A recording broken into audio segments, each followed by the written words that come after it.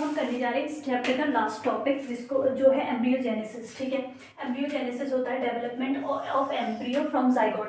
पहले देखो, male gamete and female gamete का फ्यूजन हुआ, इन दोनों ने बनाया जाइगोट।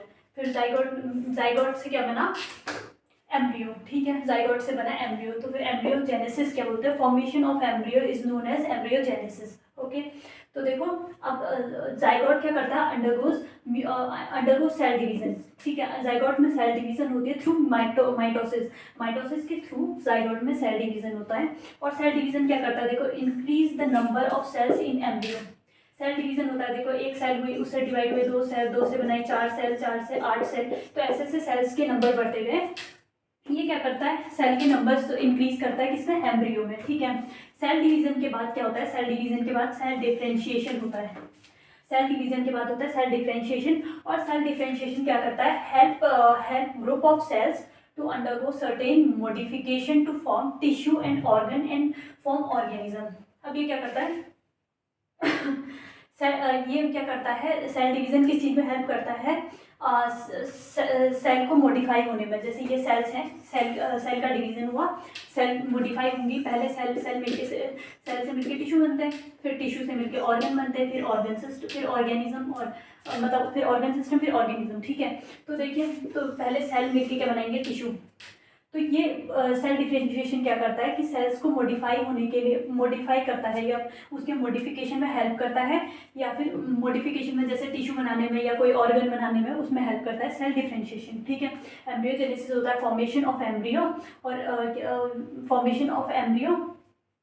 और इसमें क्या होता है? जाइगोट क्या होता है? जाइगोट में सेल डिवीजन होता है थ्रू माइटोसिस। और फिर क्या होता है? सेल डिफरेंशिएशन होता है। सेल डिवीजन से क्या होता है? सेल्स के नंबर इंक्रीज हो जाते हैं।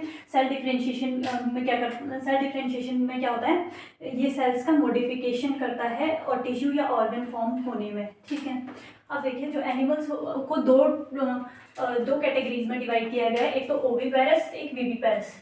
ओविपेरस होते हैं जो एग देते हैं, और विविपेरस जो होते हैं जो बच्चे देते हैं। ठीक है, तो देखो ओविपेरस के बारे में पढ़ेंगे पहले हम। ओविपेरस में आता है जैसे रेप्टाइल्स, बर्ड्स, और ठीक है, जो रेप्टाइल्स और बर्ड्स आते हैं ओविपेरस में आते हैं। इसमें क्या होता है? Eggs are covered by calcareous shell. ठीक है, एक कैल्केरियस शेल से इनके एग कवर्ड रहते हैं, and laid in safe place in environment. ठीक है, ये क्या करते हैं? एनवायरनमेंट में किसी सेफ प्लेस पे एग दे देते हैं। After a period of incubation young ones are hatched. ठीक है, और जब इंक्यूबेशन का पीरियड हो जाता है उसके बाद क्या करते हैं? यंग वन बाहर निकल जाते हैं। ठीक है, अब देखो, zygote develop outside the body.